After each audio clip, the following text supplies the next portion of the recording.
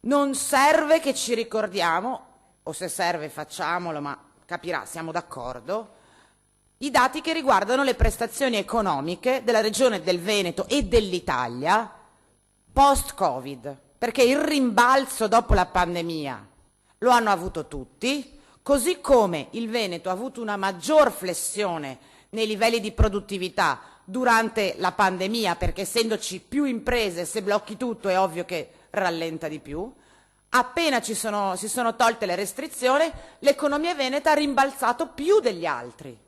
E non è che noi quando vediamo i dati dell'economia del Veneto che va meglio di quella dell'Emilia-Romagna ci rattristiamo, anzi. La discussione che si è svolta in queste 2 settimane, lo dico a chi non ha colto il fondo, non è una discussione su cosa è successo nel 2022, ma è una discussione su cosa succederà nel 2023. L'allarme di CGA, se il 2022, lo cito perché evidentemente è diventata meglio dell'Istat la CGA, e allora lo cito anch'io, comunicato stampa di poche settimane fa, se il 2022 si chiude con un aumento del valore aggiunto reale del 3,8%, 0,5 punti in più rispetto alla media nazionale, virgolettato della CGA, perché poi i dati o le frasi o i comunicati stampa si leggono fino alla fine. La prima parte è già stata citata. Nel 2023 invece il Veneto, come buona parte del Paese, scivolerà verso la recessione. Il tasso di crescita è previsto infatti dello 0%. Allora, applauso, perché nel 2022 abbiamo approfittato del rimbalzo meglio degli altri. Bene, la domanda che abbiamo fatto in queste settimane è quando, come dice la CGA di Mestre nella seconda parte del comunicato stampa che non abbiamo letto, quando anche il Veneto scivolerà nella recessione e arriverà allo 0% di crescita, noi cosa faremo? Cosa faremo? E mi dispiace anche che la banalizzazione della discussione di 2 giorni, su come fare per corrispondere a queste necessità, che ci saranno anche se non guardiamo da quella finestra giusta, perché le cose che vediamo noi sotto la nostra finestra rischiano di essere talmente grandi che arrivano anche sotto la vostra bella finestra col giardino fiorito prima o poi, arriveranno anche sotto la vostra finestra del giardino fiorito fatto di performance aziendalistiche. Quando arriverà lì sotto, noi vi abbiamo chiesto cosa pensiamo di fare. E la banalizzazione rispetto alle letture, alle proposte, ai contributi che abbiamo provato a dare in questi giorni, è che sembra che noi abbiamo detto o mettete l'addizionale o siamo morti. Mai detto questo. E se qualcuno l'ha capito o ci siamo spiegati tanto male, può essere, allora meglio che lo rispieghi, oppure forse appunto c'è stata una banalizzazione del nostro contributo. Noi abbiamo detto ci serve questa cosa, troviamo insieme il modo per ottenerla.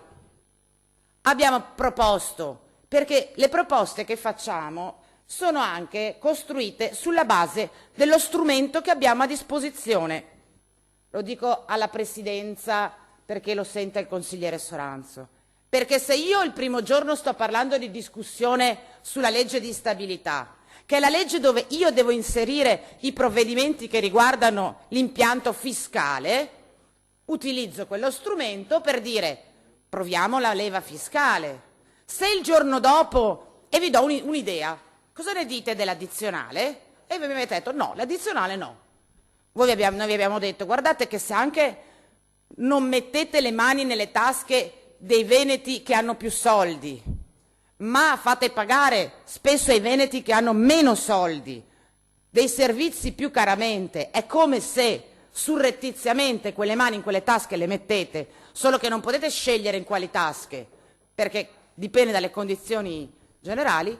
Voi ci avete detto no, l'addizionale IRPEF non la vogliamo mettere, lo avete detto con una posizione di natura ideologica dal mio punto di vista, che è emersa anche in questa discussione, e cioè le mani nelle tasche no, meno tasse per tutti. Noi siamo addirittura un consigliere ha detto noi siamo contrari alle tasse, cioè che è come dire, no, un conto è dire siamo contrari ad alzare le tasse o preferiremmo abbassare le tasse, ma essere contrari alle tasse, secondo me, ma essendo un consigliere di Fratelli d'Italia, che sono quelli del condono fiscale, del limite al contante, forse è contrario a pagare le tasse, che è un po' un concetto diverso.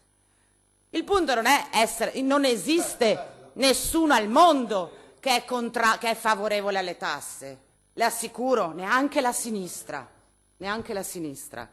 Nessuno è favorevole alle tasse. È questione di priorità. Nessuno è apposta per prendere, diciamo, un po' meno sul serio la sua affermazione. Nessuno è contento di mettere le tasse o di chiedere i soldi ai cittadini.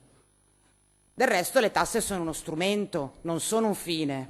Dovrebbe essere un po' come l'autonomia, no? Nessuno deve dire sono per l'autonomia perché mi piace l'autonomia, sono per l'autonomia perché è uno strumento con cui posso fare qualcosa e quindi io sono per fare quel qualcosa, non per l'autonomia, più o meno però capisco che la semplificazione dei messaggi elettoralmente funziona. Quindi se lei dice sono contrario ad abbassare le rette delle case di riposo, non funziona. Ma se lei dice sono contrario ad alzare le tasse, funziona dal punto di vista elettorale. Però sta dicendo la stessa cosa, Sta dicendo esattamente la stessa cosa. Comunque, abbiamo detto proviamo a aumentare l'addizionale IRPEF. È un'ipotesi. L'abbiamo messa come tema di discussione. Del resto è la stessa cosa che ha fatto il presidente Zaia quando ha fatto il tavolo con le parti sociali. Ha detto volete tutti questi soldi e allora io metto l'addizionale IRPEF. Così ce l'ha raccontata. Questi le hanno detto, beh oddio l'addizionale IRPEF. Allora non la metto.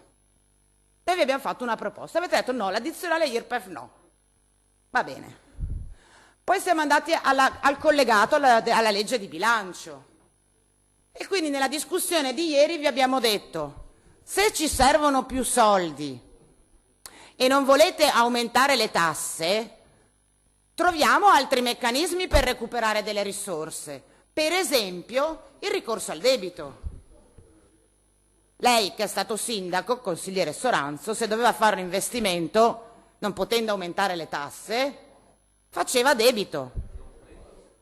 Non potendo, perché come sa meglio di me, anche a livello dell'ente locale, l'autonomia impositiva è limitata. Non volendo aumentare le tasse, ma dovendo costruire la scuola nuova, apriva un mutuo. Apriva un mutuo se gli equilibri del suo bilancio le consentivano di ricorrere all'indebitamento all'interno dei vincoli della finanza pubblica. Bene. Ora, quant'è la capacità di indebitamento potenziale attuale della Regione del Veneto? Perché questo è un dato che è scritto nel documento di bilancio, quindi questo lo possiamo trovare.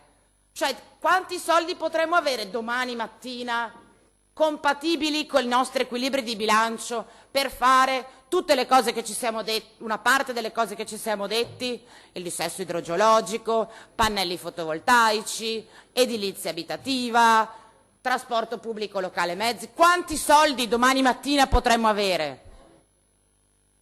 100 milioni all'anno. C'è scritto nel bilancio. Sarebbero 136, ma diciamo 36 milioni li abbuono. 100 milioni. Allora dico, non volete l'addizionale perché siamo contrari a mettere le tasse? Come anche noi. Diceva il presidente Zaia, chi è che si diverte a mettere le tasse? Si figuri se lo dobbiamo fare noi che non abbiamo neanche la responsabilità di governarla la regione. Dall'opposizione diciamo che vogliamo mettere le tasse, capirà consigliere Soranzo che abbiamo fatto un altro ragionamento. Non volete mettere le tasse? Andate a mutuo. Andate a mutuo. Fate un bel mutuo di 10, 20, 30, 40 milioni di euro e risolvete un problema, 2 problemi. Scegliete voi quali. Durante la discussione sul collegato avete detto no. Non vogliamo neanche andare a mutuo. Non vogliamo neanche andare a mutuo. Oggi arriva il terzo giorno, terzo documento della sessione di bilancio, finita la fase 1, finita la fase 2, vi dico un'altra proposta ancora per recuperare risorse. E quando io dico i fondi comunitari, non lo dico perché non so quanti sono, non so quando arrivano e non so per cosa arrivano. Dico però che quando arrivano, come arrivano e per fare cosa, nel bilancio non c'è scritto. Apposta, non sono dentro il bilancio. Non sono dentro il bilancio. E siccome io, a differenza di lei, la fiducia la baso sui numeri di bilancio, dentro il bilancio non ci sono, tant'è che in sede di discussione generale ho detto, proprio perché non sono scritti nel bilancio ma ci sono, ho proprio detto: e quanti sono gli altri soldi che non sono scritti nel bilancio ma ci sono e che non ci dite come li usate, dove vanno a finire e a cosa servono? E ho fatto degli esempi. Non ho bisogno che me lo dica lei, ho bisogno che sia scritto nel bilancio, perché la finanza pubblica non si basa sulle dichiarazioni del consigliere Soranzo, ma sugli atti di bilancio. E quindi ho chiesto, con tutti i soldi che sia io sia altri consiglieri sappiamo che ci sono, ma che non mettete nel bilancio, cosa ne facciamo? Ecco perché definisco una banalizzazione tutto il lavoro che come minoranza abbiamo fatto in queste settimane per trovare insieme delle soluzioni. Volete alzare le tasse? No, noi vogliamo provare a risolvere il problema delle risorse che non bastano e vi abbiamo aperto un ventaglio di ipotesi e voi ci avete detto di no a tutto. Io mi pongo il problema e mi chiedo perché. Perché anche i 9 più 2 milioni di cui ci avete parlato in quest'Aula sono soldi che avete messo voi con degli emendamenti fatti da voi, non del Consiglio, ma proposte emendative della Giunta, su cui nessuno ha toccato palla e che si limitano a ripristinare i livelli di stanziamenti nel 2022, che erano stati preventivamente tagliati del 15%. E poi hanno trovato le risorse e siamo tornati a quei livelli lì. Non sono 9 più 2, 11 milioni in più di risorse aggiuntive. Sono 11 milioni con cui torniamo ai livelli minimamente accettabili del 2022. E infine, non commento sulle borse di studio, perché un assessore che ha la delega all'istruzione e che non si presenta ad un appuntamento che lei ha convocato con gli studenti che chiedono risposte su questo tema, per me è un argomento chiuso, perché vuol dire che non c'è neanche l'interesse politico, non dico di risolvere il problema, di metterci la faccia e dire con onestà: farò il possibile alle condizioni date perché capisco la vostra situazione. Se neanche mi guardi in faccia, vuol dire che tu non vedi neanche il mio problema. E il mio problema è quello di essere una ragazza o un ragazzo che vuole studiare, che mi sto impegnando e non ho il contributo a cui avrei diritto. E questo non è un indicatore, sono persone in carne ed ossa. Dalla nostra finestra noi le vediamo. Evidentemente dalla finestra dell'assessore all'istruzione non si vedono.